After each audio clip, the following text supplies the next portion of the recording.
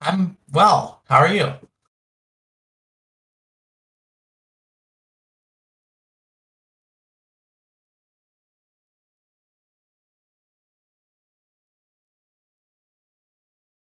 I mean, when wouldn't you, right?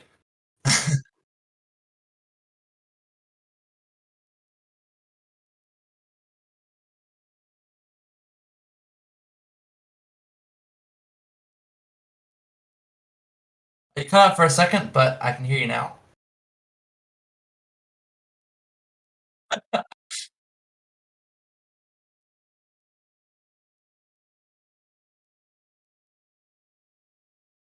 Oh, you know what?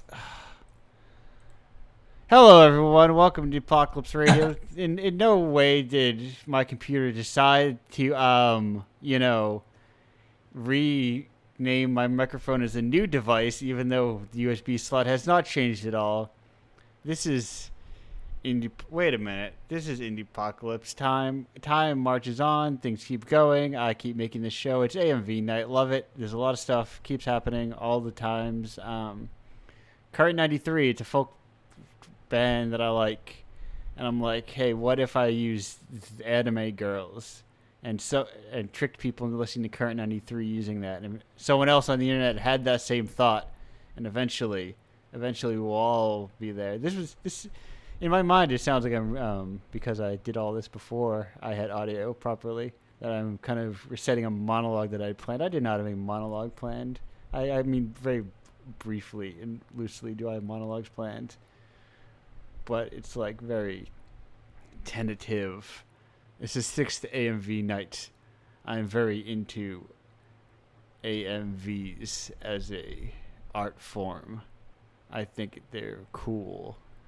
But speaking of things that are cool, we've got guests here on the show. I'm Andrew, the host of Indiepocalypse Radio, number one source, etc., of good stuff on the internet about Indiepocalypse and art and you know things. Indiepocalypse being the number one bundle collection of indie games currently, by nature of being the default only skin in the game. Anyway, we got guest one who talked, you would think, on their own ahead of me, but I was talking for a while before I introduced my first guest, which is Ezra of issue 2 of Indiepocalypse with Type Jump. Hello, Ezra. How you doing? Again. Doing well. How are you, Andrew? Oh, fantastic. Now that you know that I'm here and now you can hear me. And yes, um, that was, I realized, it's a good thing that I realized what my problem was when I didn't see my thing bouncing back and forth. And I was like, yes, it's because. Yeah, I'm all for different computer peripherals choosing to rename themselves, but it's inconvenient if they do it while you're trying to talk into a No, microphone. this happened yesterday, but I didn't think of it as being an issue until Mm. just now when it was an issue. No. So important question here.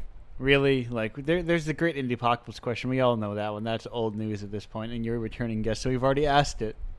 So I have for you today, right now, to start off, what I'm thinking of as the great AMV question, which is Ezra. Are you familiar with Kaon?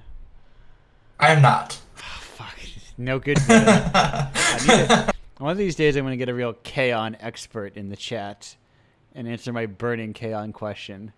But that's not me and it's not you, so the question will go unanswered for at least perhaps 20 more minutes.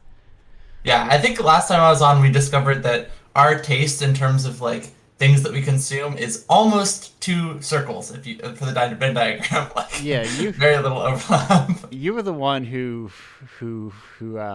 kind of really shattered the illusion of it all. And when you're like, I don't know what you're talking about, I was like, wait a minute, you didn't know what you're talking about, but was nodding politely. And then I'm like, shit, nobody ever knows what I'm talking about. When I assume that everybody, I assume everybody knows what Current 93 is. Thunder Perfect Mind, all the pretty Yeah, little horses. As are you familiar with Current 93? I'm not. I recommend, honestly, do a little listen to Current 93. All right, I'll take a note.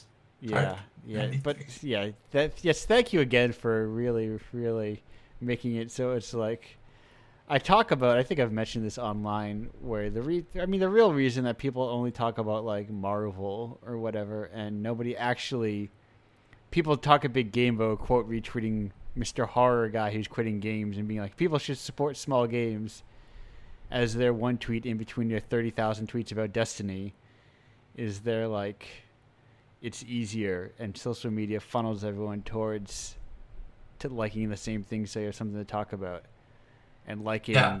different things is socially isolating. Well, I think there definitely is an aspect of that where like you're cutting down your potential audience if you're talking about something niche. But on the flip side of that, if you're like describing why you like a thing that's niche, then you like flip it because now your audience is everyone who doesn't know about the thing, and you get to explain to them why it's great. And so I like that kind of thing. But Jason, uh, in order for that to work, you need to be an influencer. hey, Otherwise, don't. or You have just friends, feel like, or have no, friends. this I is great. suppose. Yeah. One or the other. Yeah, that's the real trick. Is that actually it's your friends who are interested, not the random internet followers you've accumulated. But That is probably true. um, yeah. Otherwise, everyone would be fully into whatever dumb bullshit I like. We'd all be talking about You'd be Pac-Man very 2 powerful. until the end of time. Is it the full title? Pac-Man 2 Until the End of Time? Because I would No, play that. That'd be sick. I wish it was. That's my Famicase version. Speaking of, so are you a fan of I am a big fan of Famicase. And one day, Yeah. when I make a game again, I want to make like a Famicase. Just like I want to jam out little games based on that as something to do.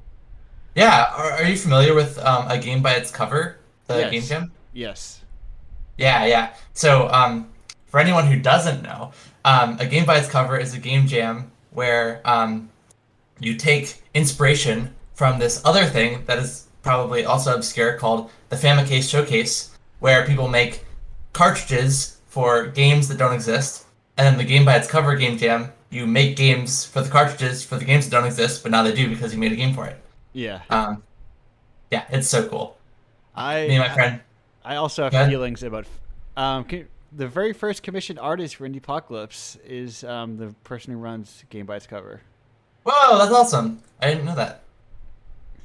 Gotta follow the thread. Indiepocalypse has its fingers in everything.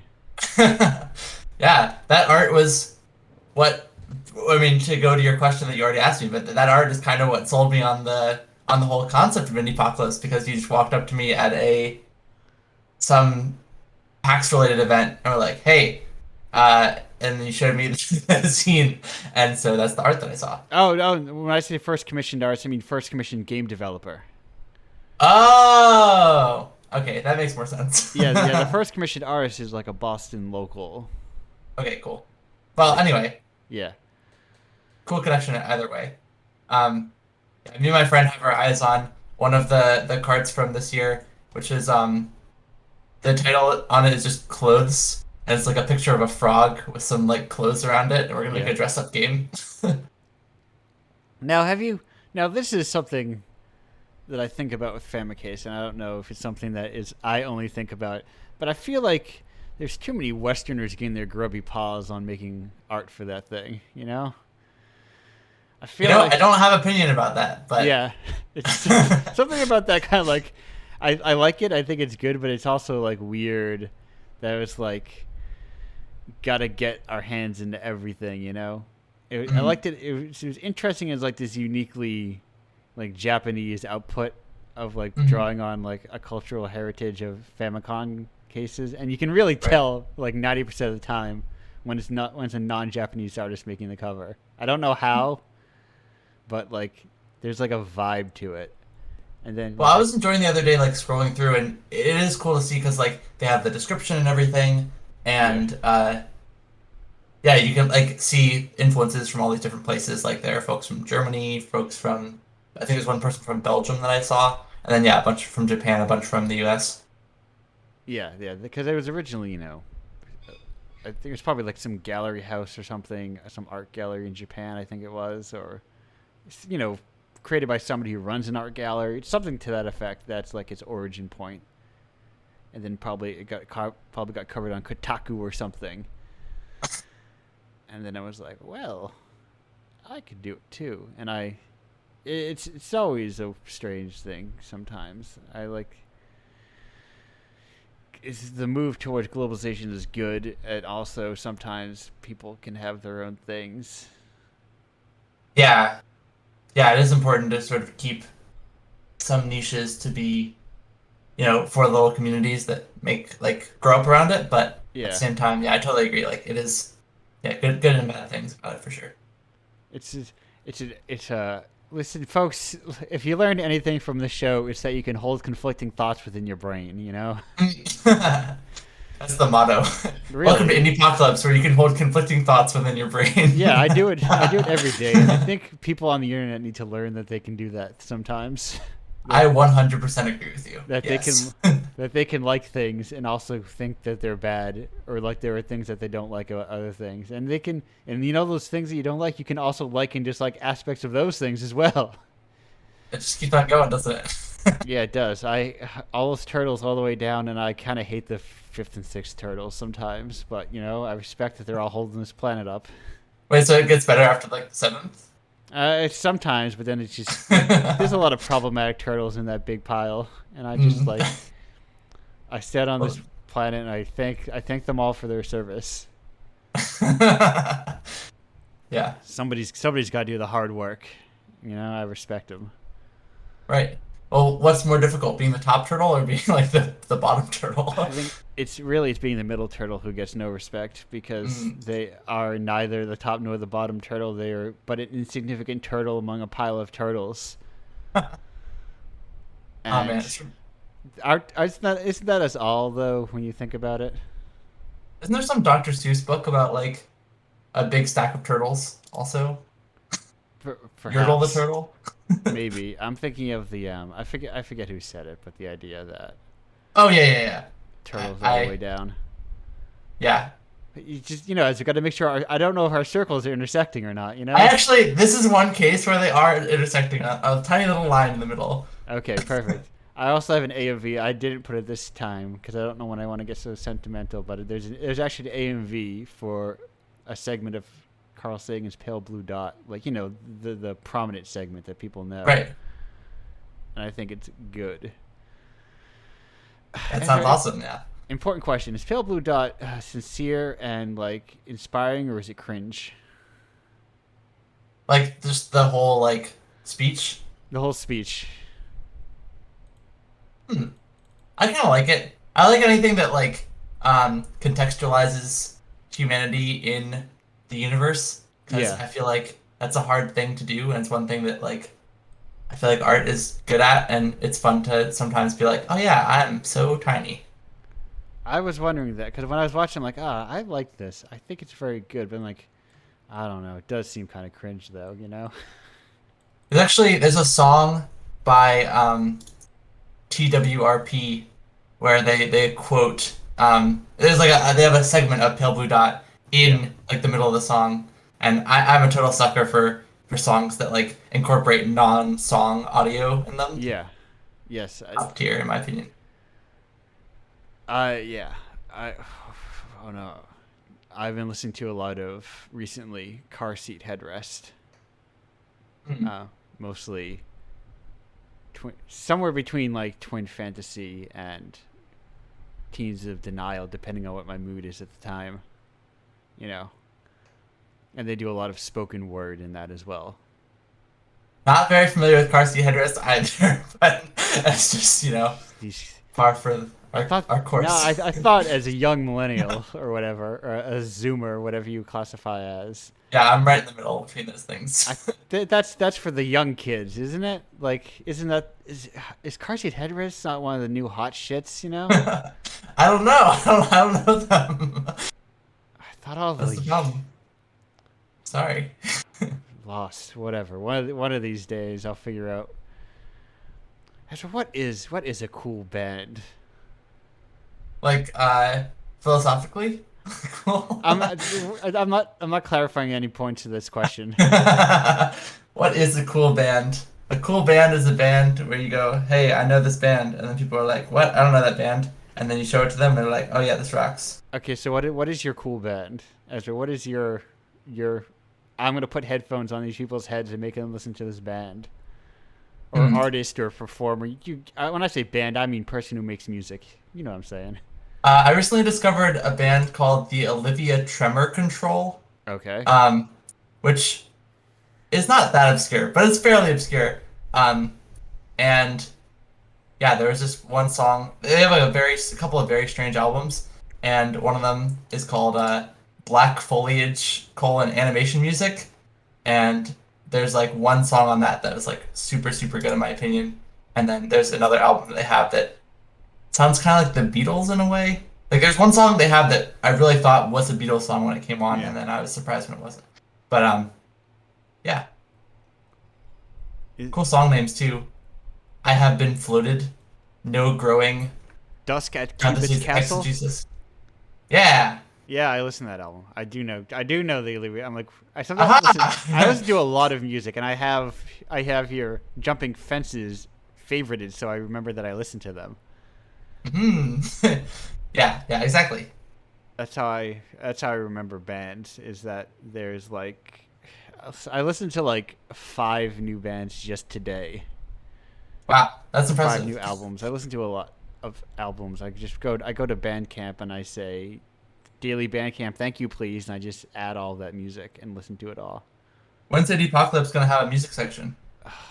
when I get more money. You I just love. have Indiepocalypse is a conglomerate of every art form. I mean, that's kind of what Indiepocalypse Radio is. It's the pirate radio station where I play music that I like. That is true. That is true. Yeah, and you've gotten into podcasts. What's an art form that you haven't had an Indiepocalypse related thing to yet? I don't know. I'm trying. I don't know everyone's medium. So I think I commissioned once. I tried to commission once an artist who does work on Canvas, but they never emailed me back, or either that or I never emailed them initially. Hmm. Well, I guess the result is the same, huh? Yeah, but it covers like most things. I think it's a Yeah. real anything that kind of touches art. Everywhere the sun touches, I'm a real. Yeah. Also, I feel like games already sort of contain a lot of stuff in them. Like, Yeah, you can sort of have any art form within a game if you want to. Not that it would necessarily be the best form of it or something, but I was yeah. thinking like, what about poetry? I was like, oh, poetry could be in games I and is mean, also I've had already in poetry games. zines in the apocalypse. All right, there you Famed go. regular contributor Bianca Del Mar had like a small poetry zine a couple issues back. Hmm. But Cool. yeah, listen, Indiepocalypse has got it all, covered every base, expanding the world into everything I can touch, mostly so to teach the gamers out there to like not play a video game, Hmm. and to try something else for once in their life. Yeah. And I think there's a It lot is. to be learned for in that. Yeah. There are many things that you can learn in not games that is hard to learn in games. Sure, it may not. It might actually, and it might teach you how to better make your indie roguelike. You know? Yeah. Yeah. Who knows? Um, I've been reading this book called Playing Nature, which is like a game studies book. It's also like an ecology book.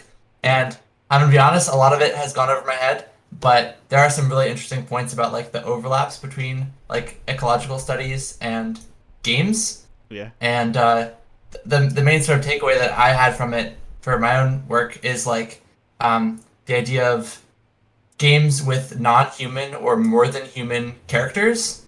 And the author uses this example of there's like a game where you are a mountain and you can like hit keys on your keyboard to play different notes, and then if you play different songs, like different stuff will happen to the mountain, like it'll grow trees or a meteor will come or it'll like have a thought. And I was like, whoa, yeah, like a lot of my games I end up having some sort of humanoid thing that you're controlling, but like, why? Like, you can be anything. You can be a mountain.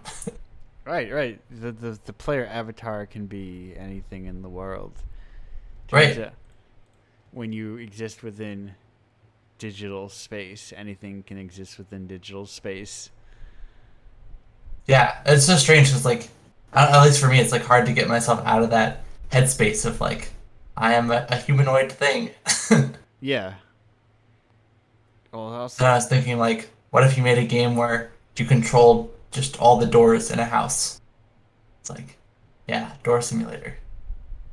how would you how do you control the doors? Are they like automatic doors? I Are don't you know, like something about like the soul of the door, like you can okay? make it get stuck or things like that. Like a bad news for you about doors. Oh, yeah. Souls. What? Yeah. It sounds like you're tripping. You're falling back in the humanoid territory again. Except you're just sticking a humanoid inside of a door. They always. Okay, well, I feel like to make a game, you have to have some sort of vector of control over what's going on. It all comes back to it again.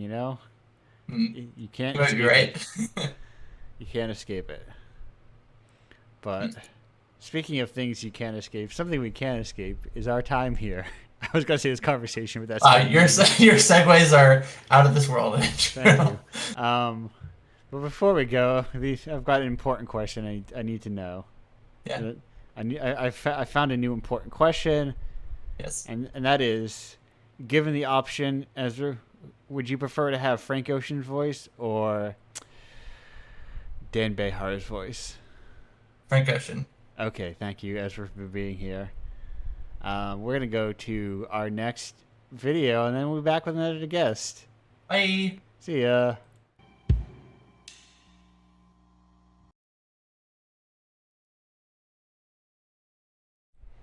Hello and welcome back to Indiepocalypse Radio. That was the previously mentioned car seat headrest with My Boy off of the 2018 Twin Fantasy. Of course, I got excited earlier, or at some point when I was looking for AMVs because I found one. I saw one that was like, what? There's an AMV for Famous Profits (parentheses stars), but also it was only 2 minutes long instead of 16 minutes long. So I'm like, maybe I'll play it eventually, but whatever. Anyway, Brandon's here from issue 1 of Indiepocalypse, Beauty of Hobbies. Hello, Brandon. How you doing? Hey Andrew, I'm doing all right. How about you? I'm doing good. Good, good. Just making sure that Ezra didn't change that since you two had that repartee. That falling Uh, out.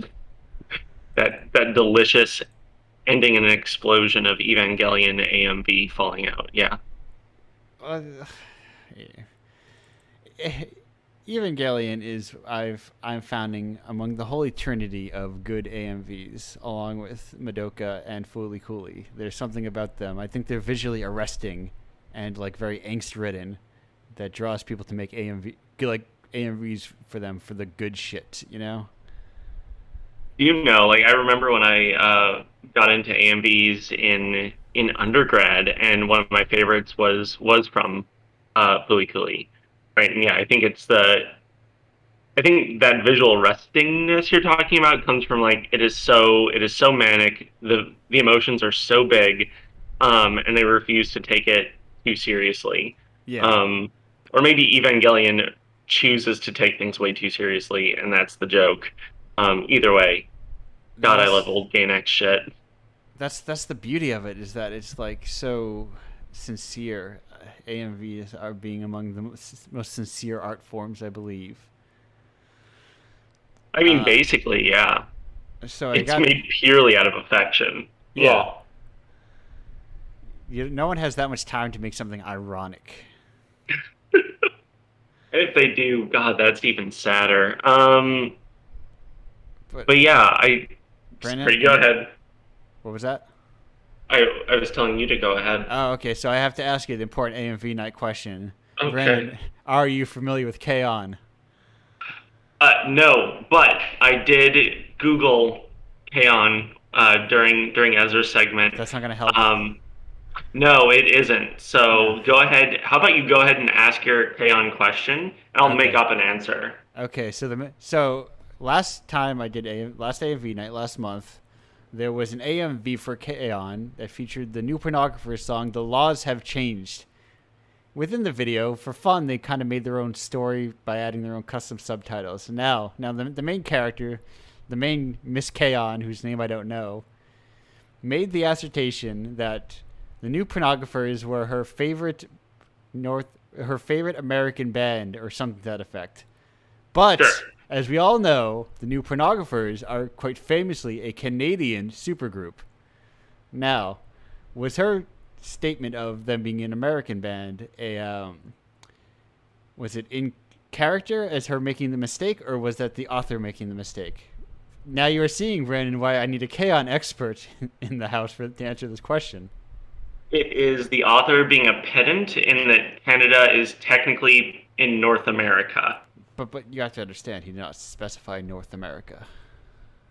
He Right. said American band. But also didn't specify United States of American band. I'll allow it, but this isn't the real answer I'm looking for. I'm gonna need. No. I'm needing. You asked me on because you expected help with things. One of these days, I'm gonna get a K-On! Expert in this chat, and I'm gonna get this question answered properly. Mostly, Yeah. because mostly it's the definitive answer whether the character would make the mistake, and if it's not the character making the mistake, then obviously it's the author making the mistake. But anyway, K-On! Aside, what a pox that has been on this world, you know. For whatever good or bad the show actually is, it really cursed anime to this very day. I mean, that's the thing is I kind of don't know, right? Like I feel like it's so weird. There are so many shows that are new and talked about at least a lot, even if not well talked about. And I just am not I'm not super interested. Like I'm probably gonna watch Jujutsu Kaisen at some point, but like I watched the first episode of Demon Slayer. Cool. My Hero Academia will come back, and I'll keep watching that. But then I have that simultaneously with like people are still talking about Goku, and I cannot deal with that. So Right. okay, let me level with you, Brandon. Yeah. I might have said a couple people at the moment. See, your problem is that you're watching anime for children. Right. So, that's your main issue. I think you're running into is that you're not a child anymore. So, Contrary to all available evidence. exactly, like you Yeah. know. And so I think most of the anime that people watch and talk about are anime for children. So Yeah.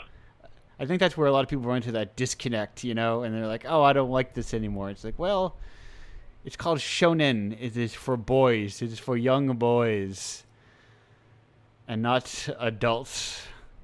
With our sophisticated palates. And while, of course, there's pleasure to be gleaned from these things, and while, of course, the concept of all ages exists, Yeah. it's also like made with the primary market being children who buy toys. I think I might have misrepresented myself a little bit in that, like, I think I just don't have the energy to keep up with any venue or market. To your y'all's point about earlier about Indiepocalypse being basically a Gesamtkunstwerk, right? Like I'm sort of spread between a few media, and I often cannot keep up with any one of them to the extent that like friends of mine who like that's their jam can. Yeah. And you know, a lot of times to start my day, I only have the emotional bandwidth to deal with an anime for young boys. Yeah, that makes sense. I think there's just like a disconnect I have with people who have. When I see someone's Twitter handle and it mentions they're like multi-fandom, and I'm like, what does that mean? Like, I understand what it means, but I'm like, what are you talking about? Yeah. Are you describing anything that's actual? That implies a world in which people are mono fandom, you know? Which I feel like I have met those people, but it's getting increasingly hard. which is such a bizarre. I guess like when you're young, you put all your passion into one thing, and it absorbs all your energy, much like a spirit bomb by my hero Goku. Um, I think Goku's just funny, you know. Oh yeah. Not okay. So not the character, but like the platonic idea of Goku is funny. Can you expound on that a little bit for Okay, me? you know how Garfield is funny? Yes. The platonic idea of Garfield. Right. Goku is manga Garfield. Yeah. Yeah. I think that like maybe the greatest bit of comedy that's ever happened in this reality was this was a few years at the Macy's Thanksgiving Day Parade, Yes. and Al Roker had to say like to all of America, he had to say the words Super Saiyan God, Super Saiyan Goku, and I realized that like in that moment, 11-year-old me won like the culture war, and Yes. I lamented my victory. I like what terrors I have wrought. Oh, I assumed you wept because you had no more worlds left to conquer. That's the thing is I've tried as I've grown to move past the desire for conquering. Um, that's what Watchmen's about, right? Uh, That's that's what that's what. yes, that's what's no Watchmen is about the cool guy who's kind of like Batman who beats up Oh people. yeah, that's true. The guy who's not Um, like a commentary on like real puritanical edge lords with like extreme moral compasses.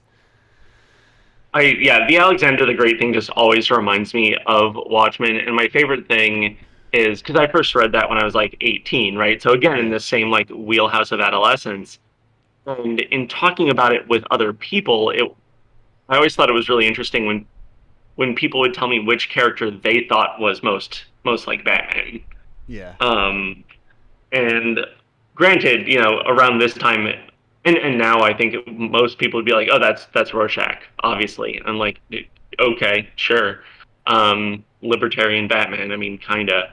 Um, and I think like a lot of the Twitter discourse around like how Bruce Wayne should effectively use his money. A lot of that settles on like, oh no, actually, like Ozymandias is most like Batman. The secret It's is fine. that there's three. The Owlman is also Batman. Absolutely, yes. They're all. Speaking of these turtles, it's Batman's all the way down. It really is. There's yeah. It's a real. It's Alan Moore. That guy.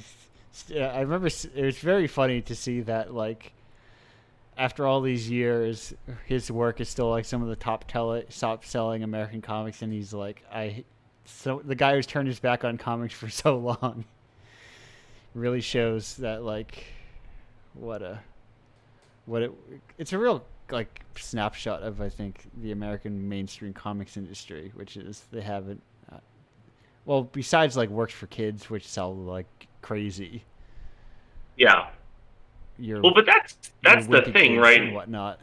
Your And I Verna think Teglemeyers.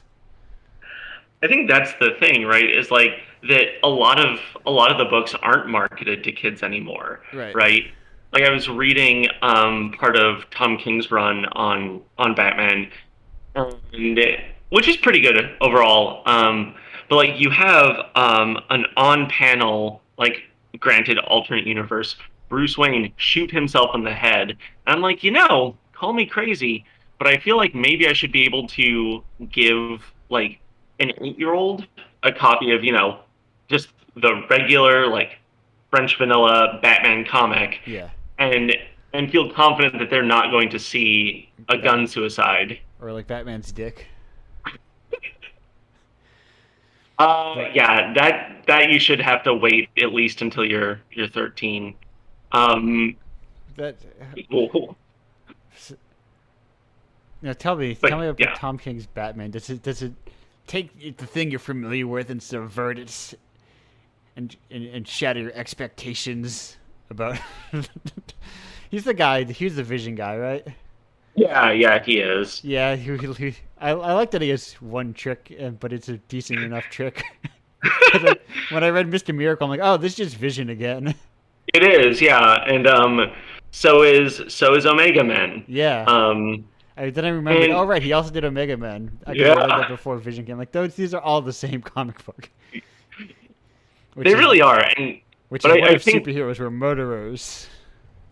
and I'm sure I mean, just based on the covers, that's what his Strange Adventures is. Yes. Um, and it's totally fine, but I think the flip side is that like you have a lot more freedom to like play around with like Vision because no one really gives a shit about Vision. Yeah. Um, and God, the last time I said something like that about superhero stuff, Zack Snyder Twitter found me, and that was a bad day. What Um, what a world. oh, but yeah, like I don't know, there are a couple really good issues in that run. Like there's one that's just 12 Angry Men, but with Batman. Yeah. So that's really cool.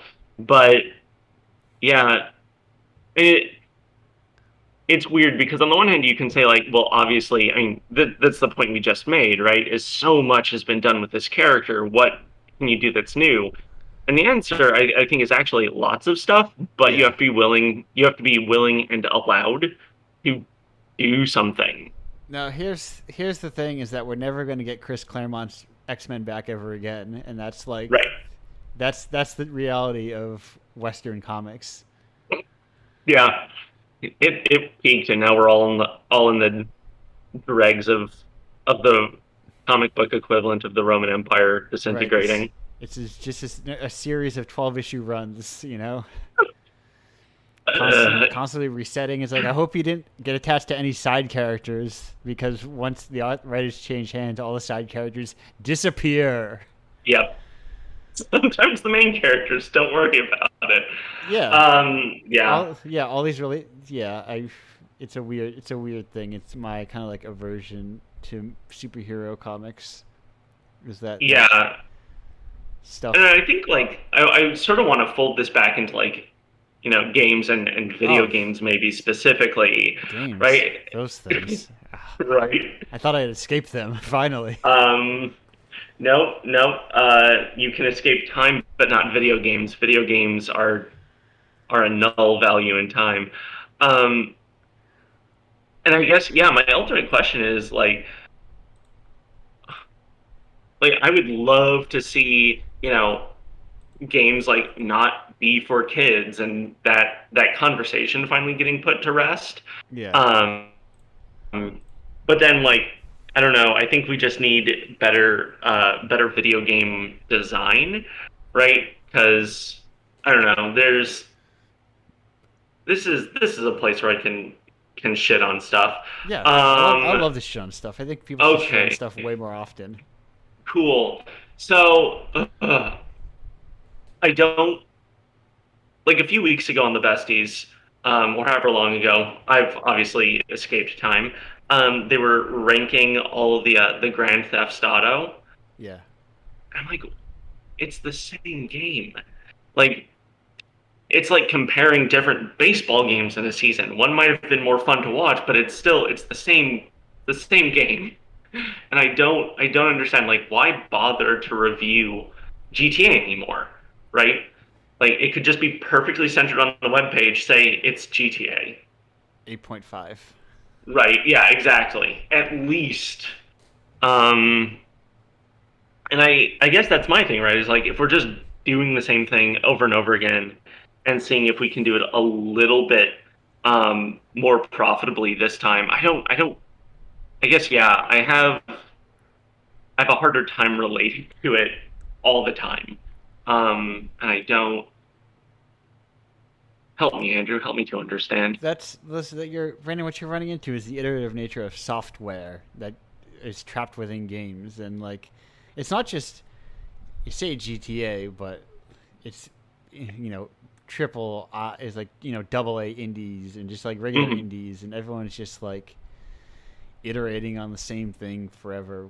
it's that thing on Twitter that people are talking about the Umaragi generation person posted, where it's like, here's the 4 paths of game dev, and it's like, yeah, people really do be like that, So it's the tyranny of hardware and It's people. okay. It's a tyranny of limited marketing, Yeah. and if you put like the words Metroid, roguelike Souls in your game, Rock Paper Shotgun will put it on their websites, Hmm. and that's what it is. That's why people do the same stuff over and over again. It's because there's games have like very little direct market, Yeah.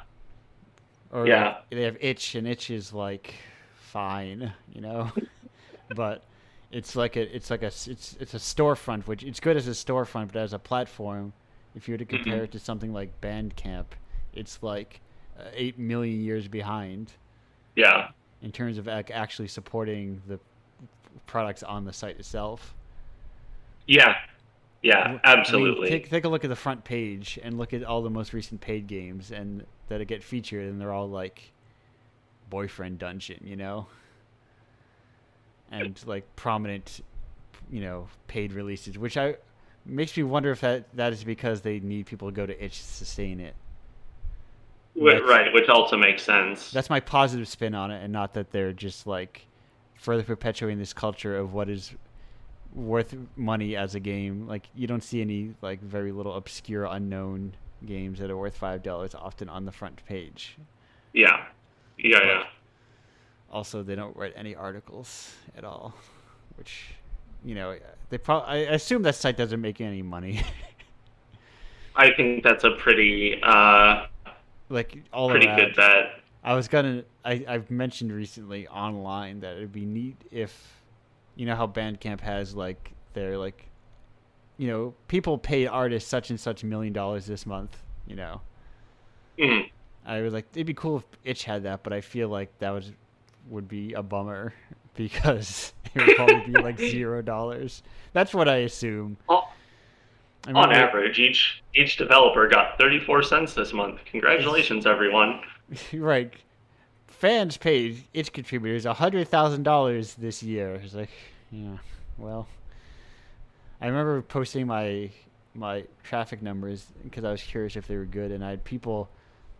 I have to really hope that they were just lying to me and saying that they were good, because if those are actually good traffic numbers, yikes.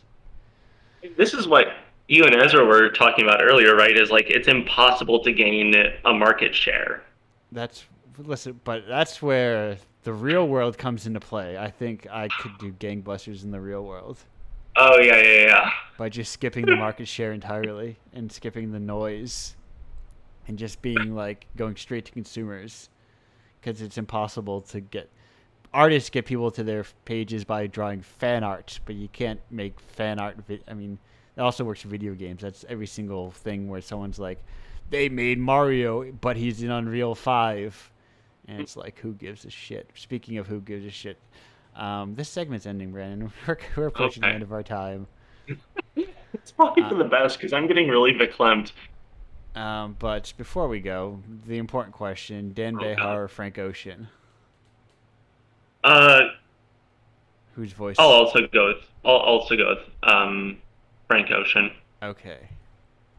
That's We're ending with the inaugural. This has been the inaugural segment of the Great Will Toledo question, which will look into you next week. Who knows? You, I we're know, gonna yeah. You're but gonna forget. You're gonna forget. will I forget? Am I okay? Now that I'm done buying time to make sure that I switch the videos, we're gonna go to our break, and then we'll be back with the group segment. Woo. Goodbye.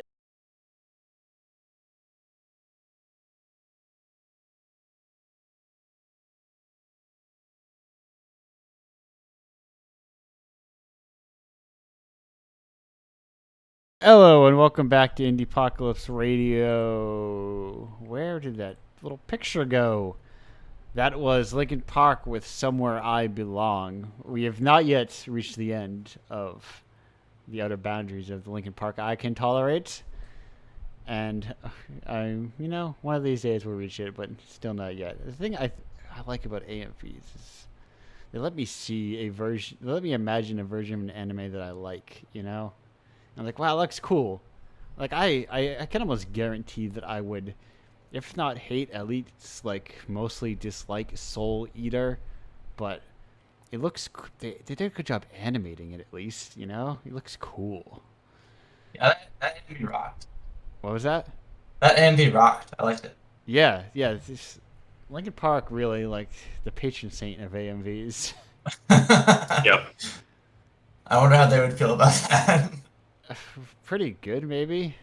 Yeah, that's my guess. Well, they one of their music videos was, and I think it was that song's music video was animated. So, yeah. They're a bunch of friggin' nerds. Were R.I.P. Was it Yeah. Mike Shinoda? Or Yeah. was it the other guy? I think that's right. God, I don't want to be jumped on by like diehard Linkin Park fans. No, I was wrong. It's the other guy. Okay. I don't remember the other guy's name. Mike Shinoda's doing fine. Good. It was Chester Bennington. Mm. Have either of you seen the video Wire? It's like No. it's basically an AMV for an anime that doesn't exist, with like a bunch of clowns. It's really good. I have not, and I don't know how to find it. Who? That it's description by doesn't. voice. Yeah. I was just gonna say that description makes me want to just crawl into a hole. I'm not sure if I could withstand this. Okay. I think it's very enjoyable. Anyway. Just being obstinate about anime clowns, I'm absolutely clicking on this. Cool. Excellent. Yeah. Anyway, or it's not. I don't know if it would technically be an AMV. It seems like at like 2 minutes of the climax of an anime that doesn't exist is kind of what it is. Set to like a song that the person made. That's the special quality I think you need to like. There's a difference between like a music video that is animated, and an anime music video. They have a certain feel to them. Like they're trying to tell a story. Mm. They're trying to like convey a message. They're trying to kind of get a point across and really like get you into. Even though if they sometimes run contradictory to the material, it feels. Mm. Or there is this dissonance between the material, as we'll be coming up with our closing AMV. There is occasionally dissonance between what the song is about and what the contents of the anime are. It's kind of interesting. Is it going to be Elfin Lied and Mr. Blue Sky? Is that it? No. Musically, they go. Are you familiar with the album Carrie and Lowell by Sufjan Stevens? Yeah. Actually. Okay. Are you familiar with the anime My Neighbor Totoro? I wonder what the most dissonant you can imagine would be. I feel like it's like Baby Shark with like some really dark. What's like a really, really dark anime? I'd go with like Violence Jack. Yeah, I guess it depends, like your definition of darkness, I suppose. Are we looking? I think you need to, because you would really want like really straightforward, grim, dark stuff. That's like like very or like Attack on Titan. Yeah. Attack on Titan and Baby Shark. Exactly. That's my very dream. very surface level grim dark, and then subsurface level fascist or whatever. Yeah. Attack on Titan is. Ooh. I like it when things become bad because that makes you feel less bad about me disliking them. It's like I think that's a really like common feeling people have because I have to imagine that's the reason that those like movie criticism channels get so big on YouTube. Yeah. Is because people watch them to find excuses to not watch things. They're like, oh good, I don't have to watch it now. There was like an eruption on Twitter of someone who I thought was obnoxious and unfunny, and turns out they were super shitty, and I was like, yes. Good. Yeah. I was sick of. I had muted them because I was so sick of people retweeting their unfunny bullshit. I'm like, yes. There was that personal. What's the German word for when you get a sense of satisfaction of someone you hate being ostracized because they were also God. actually terrible at the same time? Schadenfreude. No, no, no. That's a No, different thing. okay, that is a different That was thing. me making a joke. Oh, I, Really funny. in in that case, that's a Witz. Thank you. Witz Machka. Yep. But anyhow, Anyway, anyway, uh, let me explain, Jared. Let me check. Got to do the inaugural, and only. Are there questions? No. Oh, son of a bitch. But so sorry, yeah, I got sidelined by someone posting about celebrity multimedia poker on Twitter, and my What does that mean? well, look it up. no. Okay. um, I yeah, think it's I called wanted. celebrity multimedia poker, right? Joe God, Piscopo. I cannot. I'm sorry, I shan't. This one, I'm actually. You, Can we you, go you, back to talking about how film Twitter is terrible? Because I feel like that's something that would, or like film YouTube, film reviews. I don't know. the last film review Yeah, I watched was about the Nostalgia Critics' The Wall. how was that? It was a very good review, actually. Um, I'm amazed that guy's still okay. around. It's like a weird relic of the internet. Yeah, yeah. Well, he was at Kineticon when I had a game there a few years ago. So I have a T-shirt with him looking surly at a bar with the Sailor Scouts getting trashed behind him. I'm like, this is not the reality I expected to live in, but here we are. What a what a weird, fascinating world. And I feel like there's a whole bunch of like new people discovering that whole scene. And it's like it is like discovering like the internet's Neil Breen almost, you know? Yeah, basically. I mean, really anything from the old internet. I love like showing some of that old shit to students and being like, here's my immortal. This is what the internet used to be. It used to be all this. Enjoy. Evanescence is Um, going to be my Linkin Park fallback after I'm sick of listening to Linkin Park. and which will happen at some point. It's just that today is not that day. No, not that day. I think I did. I downloaded one of them. Maybe my Immortal. Maybe my the other one. Bring me back to Sorry, life. I was referring to the Harry Potter fan fiction.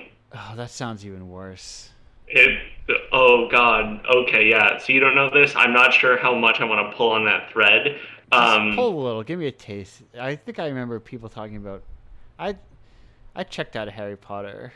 Um, It's around. not I mean, even really that much about Harry Potter, to be no, honest. no. It's just the most over the top, shameless, self insert fan fiction where like the main character is half vampire and everyone's gothic Oh, I think girlfriend. actually I think I know what you're Yep, talking about now. yep, yep. Um, Or and yeah, so just like or at the very least, once you say have vampire gothic fan fiction self insert, I'm like, I can make up the rest on my own. I kind of understand what's going on. yep, something about Draco Malfoy, the word turgid. It's fine. Ooh. Um, Is that like speak. Morrissey and his? Oh no, I forgot what the word was. Something like bulbous. Mm, Oh, I forget what it You don't need to was. finish that. yeah, we all need an adult now. Um, No, speaking no, no, of, no, no. Listen. I'm drawing my uh, foot in the sand here. There is no 35-year-old good boys on this podcast. You are goddamn adults. okay, that's fair. I just, as an adult, I prefer not to think of Morrissey. Like, if you want to talk about like Listen, the drags of adolescence, yeah. that's it. Listen, no adult, no one in life needs to think about Morrissey anymore. Yeah, He's yes, had his time. He's come and gone. He's better with his own yeah. kind, as he likes to say. yeah, both of the others of his own kind. Um, Speaking of ye old internet, did anyone else play Hypnospace Outlaw? No, I, I don't play video games. That's probably for the best. Um, but Ezra, how about you? Now, I actually haven't played it. I keep on meaning to because it's really similar in a lot of ways to the game that I'm making right now. Mm. But our writers have played it, so I figure we're set on that front. But yeah, no, I haven't played it. I know a little bit about it. Yeah, I mean, I guess part of the reason I ask is like it feels like a very work intensive game, Yeah. which I guess makes sense, right? It's simulating being a mod, but just like I started playing it and like this is a hump of like learning how to work to get over that I am just not. I am gonna go back to playing Boyfriend Dungeon was basically how that went. So, um, Oh, I'm sorry, Bren. I gotta have to ask you off the show for liking such problematic games. oh my I'm god. sorry. Oh Uh, man.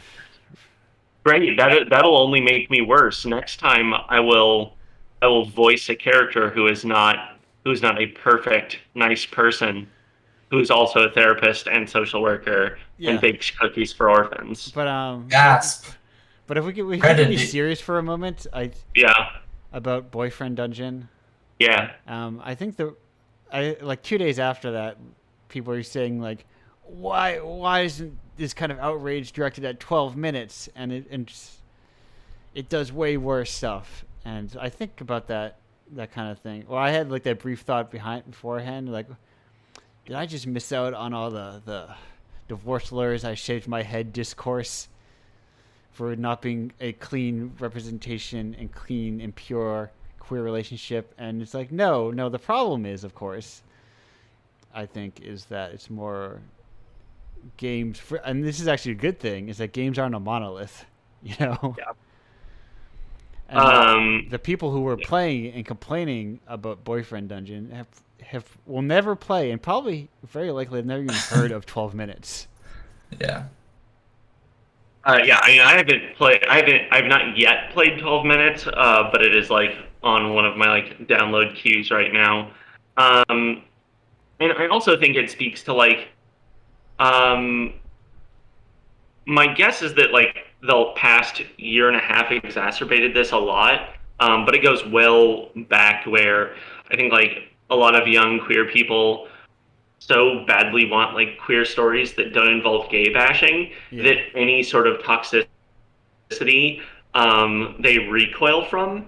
I see this around like film Twitter a lot. Is this sort of like tender queer, fundamentally conservative mindset of like, well, we can't do bad things because that's basically the same. Like right. we can't depict bad things in media because that's the same thing as doing them. And like that's not the point like Sontag Yeah, was making, and that's not even like you've not read enough to even know how wrong you are. these poor kids that didn't grow up in the 90s gonna turn me in, gonna turn me into this bitter old queen at the age of 30. Angry at all these kids. He's like, these kids, they don't understand. You have to be forged in the fires of self-hatred most of your adult life. I mean, yeah, that's sort of my litmus test for how my mental health is doing is like if more of my hatred is turned inward or outward. Um, and I think the like again the boyfriend dungeon conversation definitely makes me turn it outward. Like I don't understand what I don't know. I wonder if part of it is like y'all were talking about earlier with like the kind of monolith of discussion that gets created by like algorithms, right? Yeah. Yeah. Like like everything is expected to be fundamentally nice and everything should turn out okay in the end. And I don't know. I don't need another Marvel movie. I need more like just real bananas, like mean spirited filmmaking to happen in the mainstream. Just because I want that, I want more of that. Um, and less of just like people being perfectly pleasant and polite to each other. On the total flip side of that, on the algorithms side of things, like I feel like it's also good to remember that like Twitter is basically a machine for turning like milk toast takes into like scorching hot takes for basically everything. And Right. like there are just like totally reasonable points on both sides of like content warnings are nice and Mm. also like people should be able to make art that has like difficult topics in them. And then somehow just through the way that Twitter works, it's like, okay, now everybody is like yelling at each other and hates everything. And like probably most of the people talking about it haven't even played the game. Yeah, yeah, yeah. I mean, it's the sort of like it's funny because I feel like that's what we got so much of in the '90s, right? Is like all news was angled toward like anything an expert or a politician said had to fit in a soundbite, and now everyone is working under those same rules. Um, I don't know. It's funny because I've also heard people make the argument of like, no, you don't get a content warning. I'm not going to give away my plot to you. I'm like, honestly, like I see the point there as well. I'm not like necessarily interested in advocating for either side, but yeah, like you're absolutely right that you know algorithms for these sorts of forums, yeah, basically just create sides, right? Yeah. Well, anyway, I know deeply problematic, but I enjoyed the boyfriend sword game. So there's my um, resounding what recommendation. Uh, I've just been thinking about it a lot because like I wrung out more of its content. Ugh, shouldn't have used that word. Than I did Hades, and I've been thinking a lot about like what that says about like me as a player. Um, that's something I've been reflecting on recently. What do you think it does say about you as a player? That like I'm very interested in like a video game as a sort of total aesthetic experience. Which is not to say that Hades isn't one. It's just that like Boyfriend Dungeon kind of plucked on a few strings that work really well for me. Um, Whereas a lot of the time when I was playing Hades, anything that was keeping me out of the dungeon, um, I felt was just that, right? Um, Whereas with Boyfriend Dungeon, I was like kind of excited to do a little bit more like meeting the characters, hoping to like trigger another animation or something like that. And I think like that's been a lot of my experience lately is thinking about like games, trying to think of video games a bit more holistically. Um, or yeah, it might just be that it had a laser sword who is also a K-pop star, and I Yeah. thought that was fun. Could you elaborate a little bit more on like games as a total aesthetic experience? I think I generally know what you mean, but not specifically. I mean, I'm also sort of using this as like a way to talk through some of the thoughts that I'm going to need to like have once my classes start back up. So thank you everyone for helping me on that. Um, but yeah, I think that like a lot of people will talk about like, well, how should we rank games and like breaking them down to like, well, is it fun to play? Like, do the controls work well? How's the music? How's the story and that sort of thing? And the idea, right, just as a sort of like um, as a microcosm of it, the idea that like the story are like just words on the screen or cinematic cutscenes or whatever else, right? That we think of as this is the storytelling part. Uh, that idea is increasingly bizarre to me, right? Like the story happens in every aspect of like of everything in a game. Um, so talking about like sort of mechanics and systems as separate from the story just makes less and less sense to me over time. Hmm. Yeah, that's really interesting. There's a theme that I sort of started picking up and paying attention to, spurred on by uh, this podcast called Complexity, which is about like Mm, people who research complex systems and like with the idea that a lot of the way that people try to organize things and break them down and talk about them end up sort of sublimating things into like their atomic parts that don't really actually mean anything by themselves, but are easier to understand. And then like it doesn't necessarily scale back up when you put them all together. It's like, yeah, like I adore the art for Hades and I adore the music for Hades and the gameplay is pretty fun. And yeah, sort of agree with you that like I'm not sure how much like it all goes together necessarily, but it's really hard to argue that they're not totally superb by themselves. Like I could look at screenshots of Hades all day, and I also do listen to the soundtrack of Hades quite often. um, yeah. Yeah. I I can't help but wonder if that's partly because it was in beta for so long, right? So many people got to weigh in on stuff that everything got um God, I don't again, I'm not taking a dump on Hades. This is not my take a dump on something voice. This is me being sincere. Um, right, like it is such a good game, but I think that it got polished to the point where it's like, cool, like this is it, like this is the perfect game. And it's like, I don't know, I kind of want the bits of it that are rough, right? Hmm. I think that when that texture pops up, right, that's what engages me a lot more as a player and an audience member, right? Even when some of those like hiccups are stuff that's just straight up bad, like game design and development, right? Like in Boyfriend Dungeon, it a lot of time like you will get caught on like junk in the level, right? Like Hmm. get trapped on a sharp edge or something. And you know, there's something about that appeals to me, that imperfection that I kind of like. Important question Hmm. Yeah, that's interesting. that the discourse didn't answer for me. But yeah, that's partly just me. Like I don't know. But Ezra, you mentioned the game you were that you're working on. Um, could you talk a bit more about that because it sounds really cool. Oh yeah, I think it actually. I'm working with some of your past students, I believe. Cam Perry, and I'm not sure if you had Andrew Nolmeyer as well. But Oh yeah yeah yeah. yeah, so we participated in a game There. jam uh, a little over a year ago at this point, and we made a game called Out of Control, which is Mm, a um, creepypasta inspired interactive fiction game where you're talking to an old computer, that's actually the chatbot on the old computer that seems to know too much about you. And originally, the main mechanic was that you could uh, only talk to the chatbot by copying and pasting its text back to it.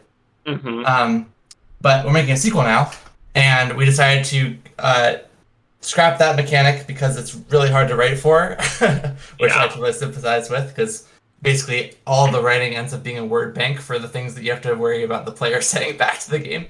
And so instead we're doing sort of like a desktop thing, which is where the like similarities to Hypnospace Outlaw come in, because Yeah. there's like you can like browse the file structure of the computer and talk to this chatbot, and there are like little mini games you can play, which are basically like the games that quote unquote like came on the computer, like a little Simon Says game, and we're planning on putting solitaire in as well.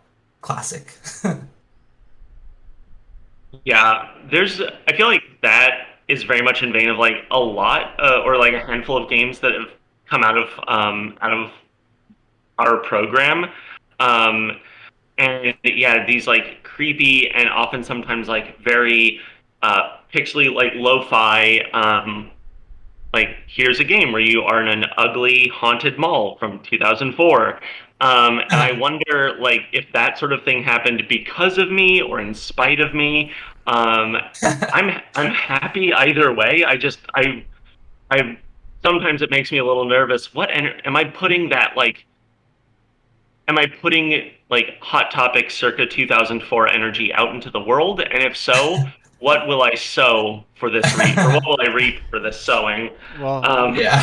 how many times during class do you play episodes of Invader Zim? um, you know, I always have just the Doom song on loop in the Okay. background, um, while I inform everyone about how like pop punk really peaked. Punk itself really just peaked at Dookie, and after that, it's all been shit. Oh, Um, okay. Well, I have some issues to take with your class syllabus, but I think there are some albums that have, punk's never been stronger. I would say look at the discography of one Jeff Rosenstock yes.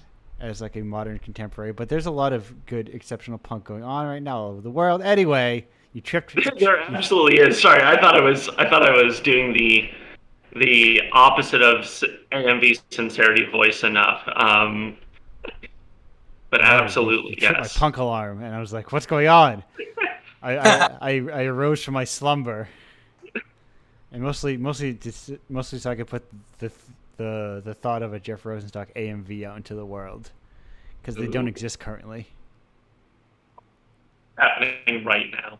I'm hoping I did that. It worked with LCD Sound System, where there was one that there were none when they started, and now there are some.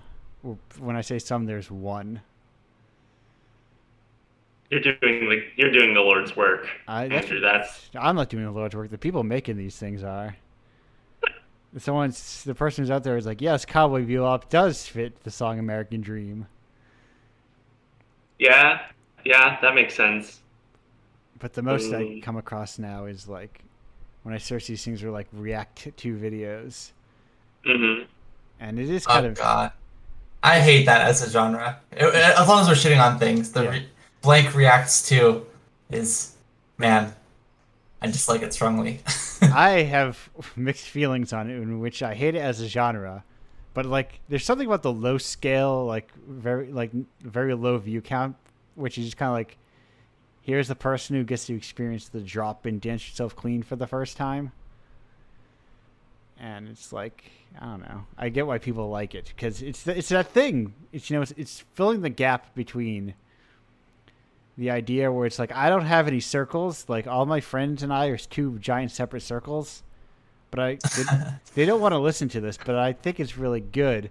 They don't want to sit through the 3.5 minutes for the drop. But this guy on YouTube will, and he will act as my friend in this situation. Yeah, yeah, I can appreciate that. There is a certain pleasure to watching someone experience something that you've experienced for the first time. I mean, like that's why, like, when I first realized that people will often like watch streamers play games that they've already played, I Yeah, thought that was kind of strange. But it's the same pleasure I feel like of like, yeah, you get to see somebody, fight the Hollow Knight for the first time yeah. in Hollow Knight, and it's like, oh yeah, that's gonna be difficult for you, huh? You're talking to a guy who's seen at least 3 people play through all of Phantasmagoria Puzzle of Flesh, and Yeah, that's and will impressive. continue to do so. I'm sure if more people emerge. I think that was There on was my. like I think a that was on period my. of a week where I was streaming Slime Rancher, and a couple people were like kept on coming back, and they just love Slime Rancher, and they were like looking for people playing Slime Rancher, and I was playing Slime Rancher, and they were just like, "Hey, here are a bunch of tips how to be better at Slime Rancher." It's like, thanks, I needed this. Someone submitted a game to Indiepocalypse that was basically Slime Rancher, and I wanted to email them and ask them why. Why? Like a clone of Slime Rancher? I mean, functionally, and Huh? I want to be like, why? Why would you make this? Like, why put your energy into making this? What do you gain from it? This isn't you. Is your identity is what you need to get outside you just a copy of someone else's thing? And that's a lot of pathologizing, it's It which just is also not to depends on say you're how close to wrong. Slime Rancher it is. Like, oh, I don't know. it's I feel like I'm hard to. extremely close. Yeah. Yeah.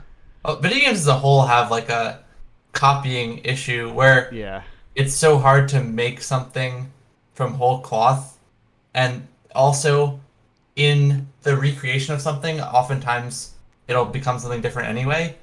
So like usually it's fine, I feel like, but also it is strange just how much things are similar to each other in games, where I feel like it's not as true in other art forms. no, and I think we need to kind of get away from. You don't need to make everything yourself all the time. We need to get more into just using assets that already exist, using scripts that Yeah. already exist Wait, which side of that are you on? for it. Oh I'm yeah, very yeah. Cool. I am very pro using things. Imagine, Yeah. It's like they say, to create an apple pie, you have to create the universe, you know? That well-known homespun saying. Yeah. Yeah, it's a well-known homespun saying. Yeah. I feel like I've heard it before. Yeah. Ezra, that's why I so appreciate your point earlier of like gamers need to look at things that aren't games. Well, that's an Right. Andrew point right there. I was just agreeing with it. Uh, just Sorry, go ahead. let me appreciate both of you then. Yeah. Okay.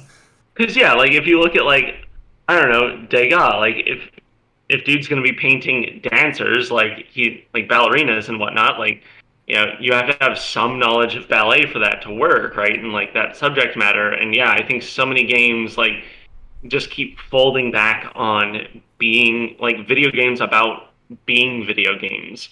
Um, and and granted, like that's what a lot of a lot of mainstream media is, right? Is like J.J. Abrams hasn't made a thing ever. He's just remade other stuff that he wishes he had made in the first place. Right. The video game is it's the equivalent of like painting ballerinas by studying other paintings of ballerinas.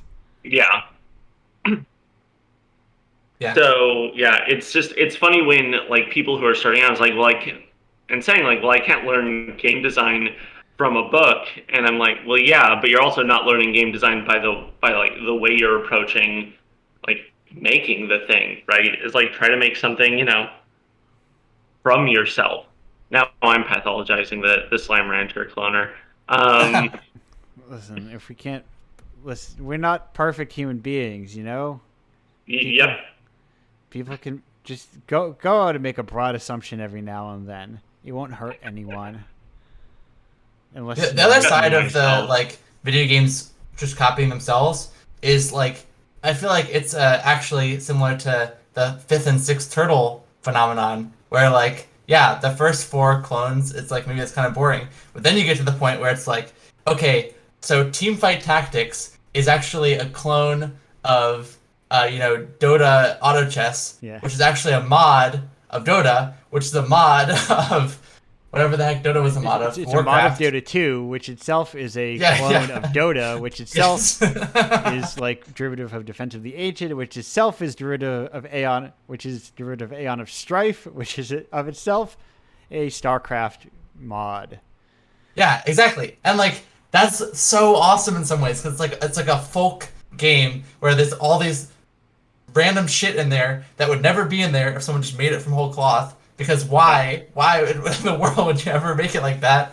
But there's something fun about it that like it's just this massively complex thing that has no right to be as complex as it is, but it is that way anyway. Right, it just has this legacy of bullshit thrown on top of Yeah, it. yeah, exactly. That's what people expect. That's what people understand what like MOBAs are or something, you know? Right. And there's something about this recurring theme that we've been talking about of like the idea of like needing to talk about things that are already popular, where like at each step of that change, I feel like it was only possible to make that step because the thing before it was popular at the time. Also, the people making these things are Valve and Riot, you know? Right, yeah.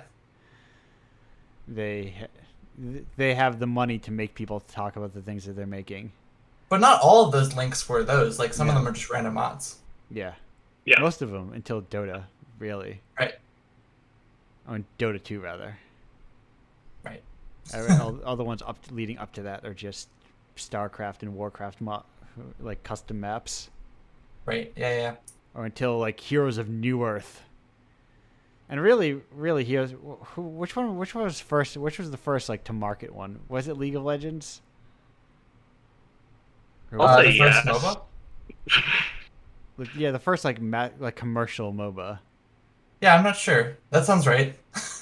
Because it was like ex-Dota guys, I think. Or some people who had touched Dota at some point in the Warcraft days. Although I feel like Heroes of New Earth is the same thing, maybe. Guys, listen. How many of those old MOBAs can you still play? It's a good question. Can I download Heroes of New Earth right now? Or is it scrubbed from the internet?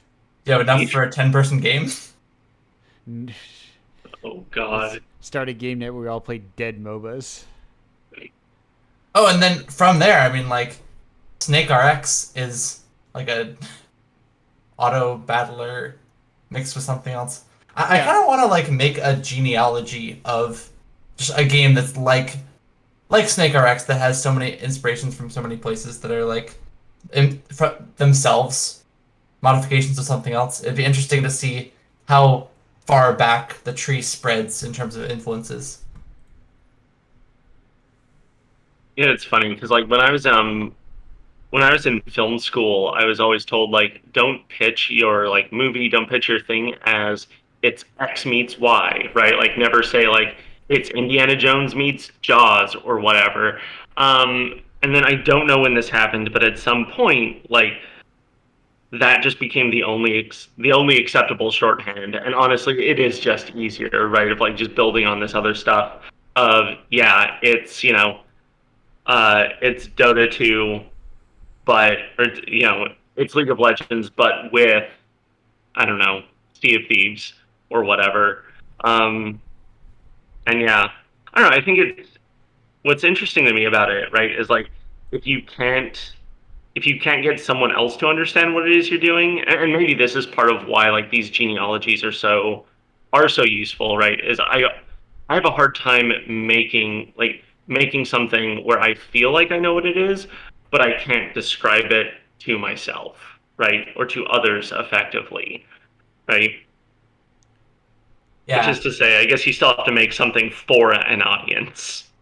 Yeah, there's this Frank Lance has like his 6 rules for how to make a good game that are sort of facetious, but I also enjoyed talking about them and thinking about them. And one of them is that he calls the rule of cool, where it has to something has to sound cool, and then it also has to be cool, like in the sense that it has to sound like something that would be interesting, and then also once you're playing it, it has to like be interesting to play and like fun, or Yeah, whatever the aesthetic that you're going for is, and that oftentimes the thing that is good about it is some like texture or like something you can't really express except by actually playing the game. And so the thing that sounds cool ends up being sort of tangential or even orthogonal to that, where it's like, yeah, this is a game where you fight dragons, but then it's actually like some intricate thing about it is really interesting about the gameplay, but you can't describe that in like a tweet. yeah, yeah. That that puts words to something I've been dealing with this week because I also I picked Spider-Man Miles Morales back up, um, and like constantly to wrap up missions or encounters or whatever, you have to power something up or something else down, and you do that with your like bioelectric punch. Mm. And I reached a point pretty quickly where I'm like, I'm solving problems by electro punching things, and I find like it's so boring. Like I'm not invested in that. And how did they make something that sounds so cool so uninteresting? Yeah, yeah, Um, yeah. Doing it to enemies is cool, but that's also what the game is actually about. right. Um, so yeah, I appreciate you mentioning that because that gives me something to like wrap my head around that a little bit more. I'm glad it's useful. There's like it's a part of another video on like the NYU Game Center YouTube Hmm. channel. I can link it after the show. Yeah, please do. Hmm. Cool. I was curious, Andrew. You said we didn't get any questions. yes, no, Should, hello, yes. yeah, should we encourage people to do that in the Twitch chat? If they want, but generally, I was looking at the time, and I think that Um, that lull is a perfect time as we're cresting on our hour half moment to. I guess if people have last questions, they can fire off some last minute questions, but otherwise, we'll just wrap her up, mm, as it were. I'm trying to keep these shorter and listenable, smart. forever long and unlistenable. Or, yeah. I Yeah, listen when I see like a 3-hour podcast. I'm like, I'm not even downloading that. Who's got the Who has space the on their time? Who's got the space on their phone? Certainly not me. So, unless you have any important last minute statements or queries or etc., I'm gonna wrap this up. In that case, I'd just say thanks again for having me on again, being back in the rotation, Yeah, no and problem. yeah, it was really nice chatting with you guys today. Same. Oh, perfect. Well, in that case, as a little bit of final chat, Brandon, what have you got to plug? Um, Plug wise, I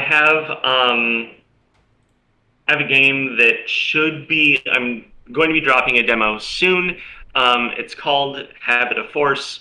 It is, since we like our buzzwords so well, it is a turn-based tactics game where it's more about like it has matchmaking elements, but instead of like romance, it's about rivals.